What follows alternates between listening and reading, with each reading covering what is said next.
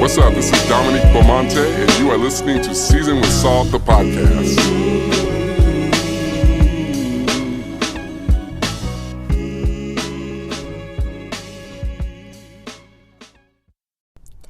What's up? What's up? What's up? It is Dominique Beaumonte. You're listening to episode 53 of Season with Salt. I hope that you had a really fantastic Thanksgiving. Mine was, I would say uneventful, but there were some events, and they were, however, online. And not in person, which was very interesting. Got to spend some time walking my grandma along with my cousins through joining Zoom, which was kind of funny and kind of cute, kind of stressful. But it was a really good day. I actually cooked food, and sometimes I play like I don't know how to cook just because it's convenient, but I have a little history in the kitchen, and so I just kind of did what I knew how to do, and I was really pleased with what was the outcome. I will be honest, I did not plan what the cooking, well, let me just say this. I planned the cooking, but I did not plan the cleaning. And so I'm always finding a way to contribute on Thanksgiving. In my family, there's really no place for me when it comes to the cooking. And so, or the cleaning really. And so, yeah, I had to go to sleep and then just wake up and just really do the cleaning the next day. So anyway, I hope your Thanksgiving was good and that you did something remarkable and something different and something that challenged you and something that made you feel good. And I feel like this Thanksgiving really pushed me to be intentional with the time that I had with myself. I'm a loner, so I'm really comfortable with being with myself, but I really enjoy the holiday season and being with my family, and so I really had to protect myself and my mental health. That was really important for me because I live in a state where I don't have as many family members, almost zero. Well, I shouldn't say that. I do have some family members in California, but none in Sacramento, and then none whom I would be hanging out with amidst a pandemic. And so I had to plan to have a fulfilling day and plan to be in touch with my loved ones to the best of my ability and really just try to protect my heart and my mind and not go to a place where I just didn't want to be. There was one year where the last time that I decided to stay in Sacramento for Thanksgiving, I actually ended up preaching the Thanksgiving message at my church. And I remember just the gratitude that I felt for having the opportunity to preach that service.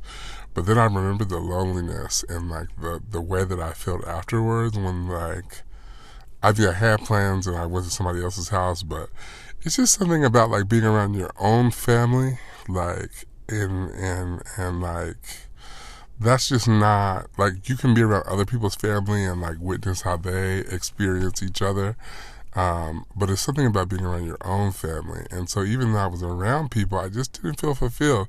And I made the commitment that year, that was 3 or 4 years ago, I am not, there will be no Thanksgiving that I will be not with my family. And so having made that commitment and then boom, here comes 2020, it was very interesting. So I did what I could do, and you know, I'm grateful to be alive. You know what I mean? So I don't have any like complaints about why we are in the position that we're in, because I'm thankful to God that I'm COVID free, you know, and my family is healthy, and those that have been affected by COVID have recovered. So I'm thankful to God for that. And so in the words of that great song, I will not complain. I will not complain. Anyway, I just wanted to give you guys a little bit of I want to catch up with you, like let you know what I have been up to. I'm really, really excited about this holiday season, but I'll talk about that a little bit later. So, yeah, I'd love to know what you are up to this holiday season and what you are excited about. And so hit me up and let me know what you want to talk about, what things are exciting for you.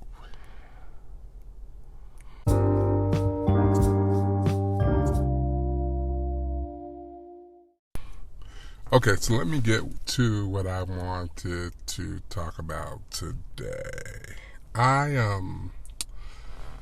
So I was thinking about like the impact that 2020 has had on a lot of people, and I will admit that 2020 has actually been a very eye-opening experience for me, and has alerted me to things that I'm passionate about, has reminded me to like really step up and step into the things that are important to me. And I'm really grateful for that experience. But I also have experienced some great fatigue. And a lot of times it's been because, like, when you recognize what your purpose is and what you are called to be and who you are called to be, and you start walking in that, it can be very lonely, number one. And it can be very tiring, right? When you are saying yes, when you are seizing opportunities and being aggressive when it comes to the pursuit of your dreams, and trying to be consistent in the things that you start. It can be very difficult, because not only are you dealing with your own internal challenges, but you're also dealing with like the criticism of others. And like, ambitious people know this all too well, right?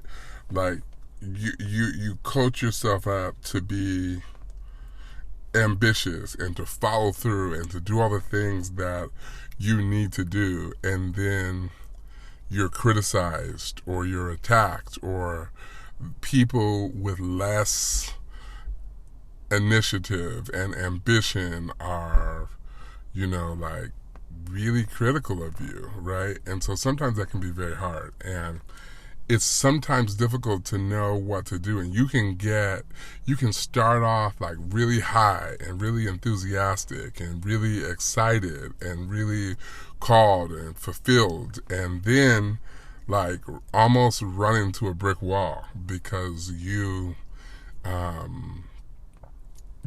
don't always anticipate the external factors associated with what it means to walk in purpose, what it means to be obedient to God's call for you to really execute and to do something.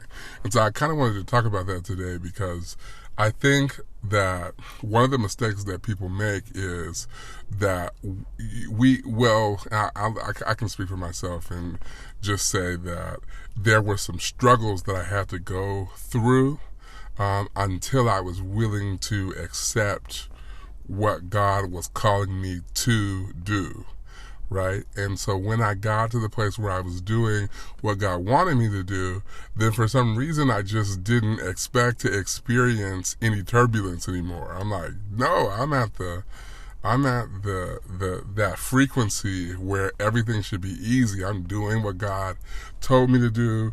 I'm walking in obedience. Like, none of this should be hard. Like, this should all be easy. Everything should be perfection. Like, everything should be smooth, right? And you get to that point where things start happening, and so you start questioning whether you are doing what you are supposed to do, right? Because you went and got the graduate degree, you applied for the job, like you did all the things that you needed to do, and then you ran into trouble or conflict or turbulence that you just didn't anticipate you would have to run into when you were being obedient and walking in passion. And I think that I wanted to address that because if we're going to be walking in God's will, like, we almost have to plan for roadblocks and imperfection. And I was reading in the Bible about Elijah, and Elijah like was in this like really crazy war with his nemesis in the person of Jezebel. And Elijah had done everything that God told him to do. I mean, he had challenged and killed the prophets of Baal who were in conflict with God's will. I mean, he was a crusader, a warrior for Christ. He was doing everything that God wanted him to do. And when he got done, doing what God had called him to do, there was Jezebel, and she was like, I'm going to kill you just like you killed those prophets of Baal. And I know, like that sometimes I was thinking about how in ministry sometimes, like, you go outside of yourself to minister, right? You take on a new person. Like, sometimes it's not even you, it's like an out of body experience, right? Where God is using you and you're just like the body, you're just the vessel. As soon as it is over, like, your flesh kicks in and you start like second guessing yourself and wondering if you did the right thing, if you were effective, like how will people receive you. Like, you start thinking about all this stuff because your flesh does not know how to coexist with the spirit, right? It doesn't, it questions the authority of God on the inside of you because it wants you to be insecure about what you have been called to do, because your flesh would rather do the things that are most comfortable, right? Because your flesh doesn't want to see the Spirit of God manifested through you, because that's too hard, right? That's not, and so Elijah, like, as soon as he is done, like, executing God's plan, like, here comes Jezebel, like, I'm gonna kill you. And Elijah gets in this headspace where he's like, man, like, God, like, and so the Bible says that he runs away. Like, he just, for a whole day just gets on foot and he just tries to get away from what he is experiencing. Like, he's in his mind, like, he's running from Jezebel, like, he's running from so much of what the pressures of his calling, right? The pressures of walking in passion, because it's a pressuring way. Like, and I think that that's the thing that people sometimes neglect to talk about when they're talking about, like, how excited they are and how, successful they are. Like, we don't talk about the nights where we're like Elijah, where we're just trying to run away from it all. And it seems like perfection to other people because all they see is the product, right? They don't see the suffering. They don't see the studying. They don't see the arguments. They don't see the things that you can't see from the outside looking in. And so it can just be crazy and you just feel like running from it all. Like, for me, I was just thinking about, like, there have been some seasons, even in this season that we're in, where, like, for me, just getting in the car and driving away was some type of healing. But every time that I would get in the car and drive away, there were some things that I could not run from. I could not run from purpose, right? I could not run from God's calling on my life. And so this is what God started to reveal to me through Elisha. So Elisha runs away and he's tired, he's exhausted, right? And I just want to say that being tired, being exhausted is not the sign of a quitter.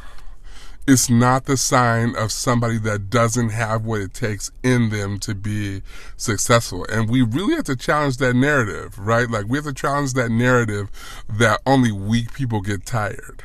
Like, we have to challenge the narrative that the people who get tired are the people that weren't built for success. You will get tired. You will get frustrated. You will have to run away. You will feel like you just want to run away from your problems. You will be overcome by what you see at times. Like, the things, the problems as they mount up against you will become overwhelming. It's a part of the process, right? Like, and not everything will make sense to you. And so Elisha runs away. He just runs away, right? And he gets to the place where he just tells God, I just wish I could die. Like, this is so overwhelming. It's so much. I don't know why I have to be the person to experience this. I don't know why you have chosen me to lead this.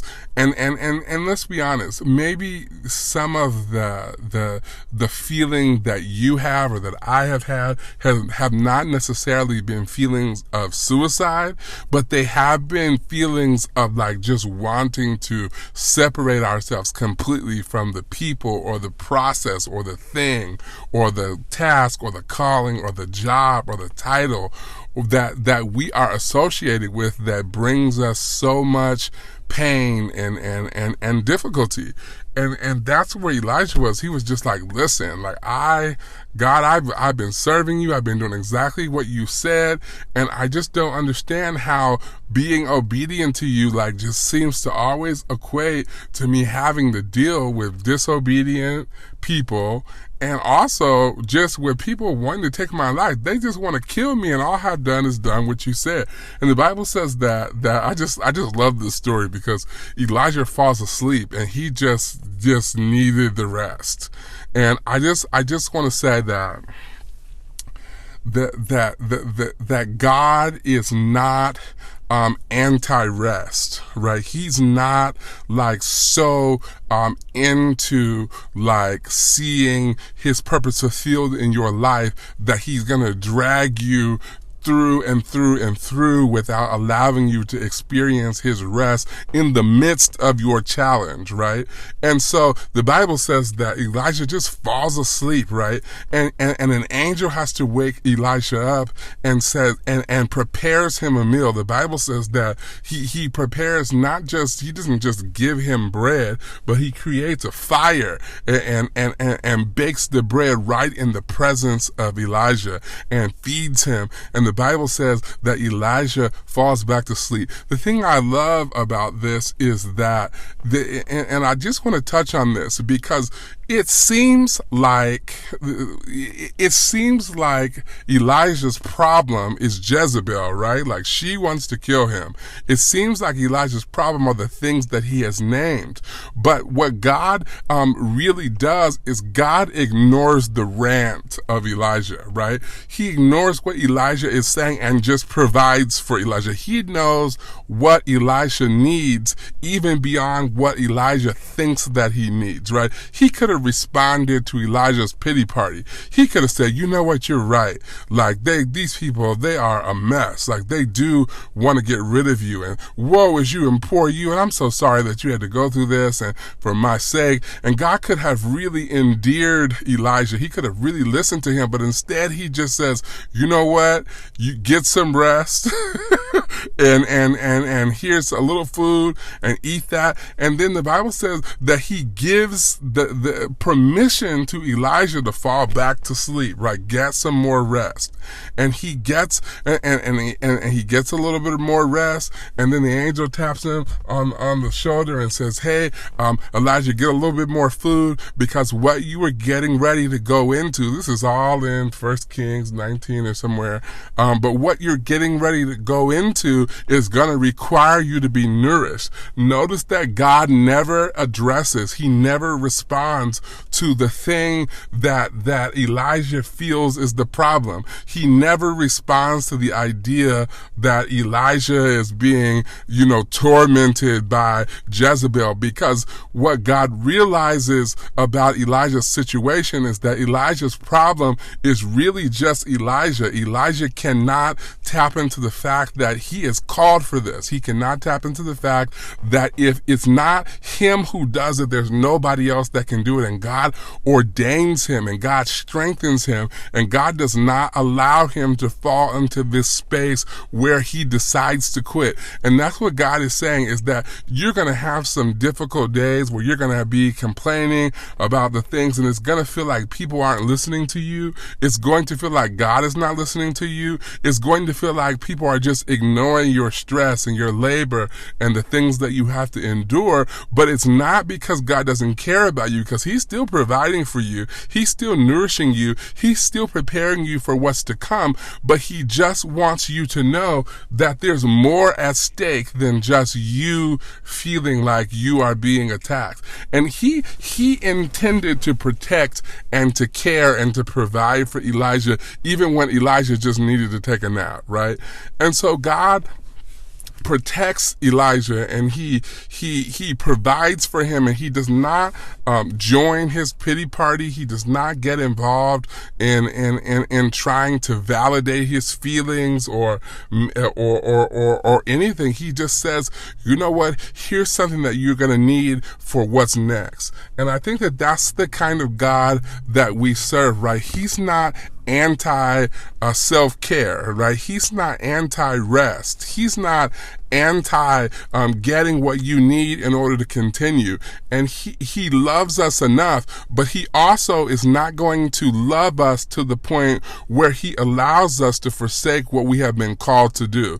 And so he does not allow his servant Elijah to quit, because he knows that what's in Elijah, he's already ordained Elijah to do what Elijah is called to do. And that doesn't matter. It doesn't matter to God that Elijah is tired. It doesn't matter to God that Elijah is scared, because he knows what he has put in Elijah to finish and to complete what he has called him to complete. It reminds me of this song that Whitney wrote. Well, she didn't write it, somebody else wrote it before she died, called I Didn't Know My Own Strength.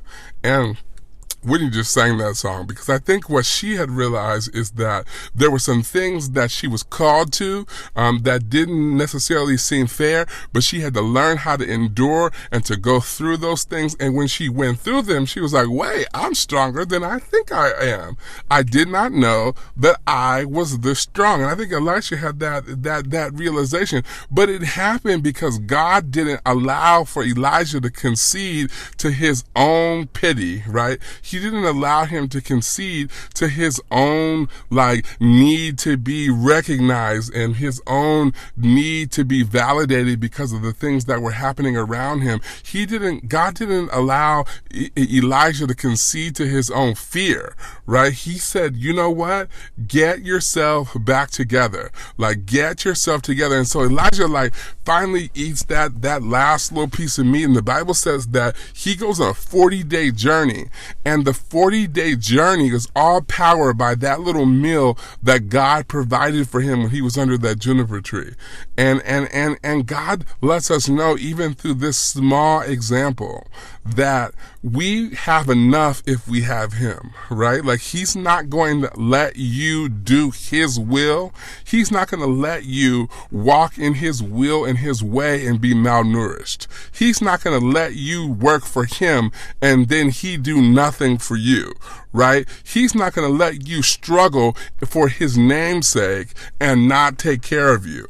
And so God really has to demonstrate his love to Elijah by, number one, not allowing him to quit, allowing him to rest, but also providing him with the things that his body needed in order for him to continue on. And that's what God's doing for us all, right? Like, we get tired and then he finds a way to give us rest. And then he tells us to get back into it. And so he tells Elijah, get up and get back into it. And Elijah travels for 40 days. And the Bible says he ends up somewhere else in the wilderness. And God started asking him questions like, what is wrong with you? And then God begins to go beyond. God asks him the questions about his status and his mental status and his physical status, but he listens to him, and then he starts telling him what I want you to do next. I want you to go crown this king, and I want you to go get this servant. I want you to get young Elisha, a servant that I'm going to send you, and I want you to make him your successor. He begins to give him task and responsibility because God knows how strong he is, right? And so sometimes it's going to seem like you don't get a break. Sometimes it's going to seem like as soon as the break is over, then there is more work because you are called to do what you are called to do. And whatever it is, you don't have to know how strong you are when you are assigned with the task. You just have to trust that God is not going to take you to a place where he will not lead you and guide you and direct you. And so this whole time, here was Elijah thinking that Jezebel was his problem, right? And his real problem was his inability to understand that God would not leave him nor forsake him as long as he was willing to walk in his promise. Listen, I believe in this season that God is not going to let us handle his business and he just ignore our business. I have been saying, especially through this pandemic, that God is eager to care for us, right? God is so eager to answer our call and to answer our prayer and to be there for us, especially when we prove ourselves to be faithful to him. And that's what he demonstrates through Elijah. Look, as long as you do what I tell you, as long as you go where I tell you to go, listen, I will take care of your problem. I will take care of the thing that you are afraid of. I will take care of the thing that you are struggling with. I will take care of your adversary. I will take care of adversarial beings that stand in your way. I will take care of the supervisor that doesn't like you. I will take care of the critic that doesn't understand your gift and your talent. I will take care of every roadblock in your way as long as you are willing to continue. Elijah's the key to Elisha's success in ministry was not that he was strong or that he was rested or that he was brave or that it was that he was obedient. It was that he was willing to keep going when it didn't seem like he had inside of him what it took to keep going. And God is saying that when you decide, when you wake up in the morning, when you plant your feet on the floor and you get up out of the bed, it's not always going to be easy. It's not always going to make sense, but you still have to get dressed. If you wear makeup, you still got to put on makeup. You got to put on your best clothes. You got to get ready. And then you've got to trust that whatever you cannot do in your own might, whatever you cannot do in your own strength, you have to trust that God will help you. And that's what Elijah had to do. It wasn't in his own might. It wasn't in his own strength. It wasn't in his own wherewithal. It wasn't because he was big and bad and bold. It was just because he did not go alone. It was just because he decided that he was going to follow God and he trusted that God would come through for him. And this was just what he did, and God directed his step. And I just want to reiterate just how much God did not allow him to experience a pity party, didn't allow him to go, to be overcome by his own grief and his own fear and let him quit in the wilderness. He said, no, you're coming out of this wilderness because I have more for you to do. I have more for you to accomplish. I have more. I got a succession plan that I got to see happen through you.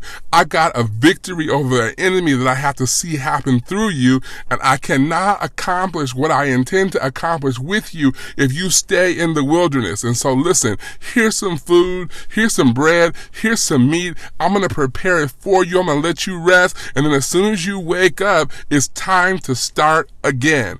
And I think that that's the main message that I think is important for. I don't even know what I'm going to call this podcast episode because I'm just so stirred up. I might just call it Start Again, because sometimes it seems like we are overwhelmed with what we are going through and we're just like, nah, I am finished. It's just like we have a Nineveh experience where Jonah was like, listen, I'm not going to Nineveh because every time I go to Nineveh, God, these people end up repenting, and then God, you forgive them, and then I look like the bad guy. And it's like every time I just keep getting in this cycle where they hate me and they learn to love you more. And God is like, nah. God is like, don't worry about the outcome. Sometimes we get so worried about the outcome. Sometimes we have a trajectory that we want to follow, and we're like, no, if it don't happen this way, then it wasn't successful. And God is like, no, that's your way of doing it. That's not my way.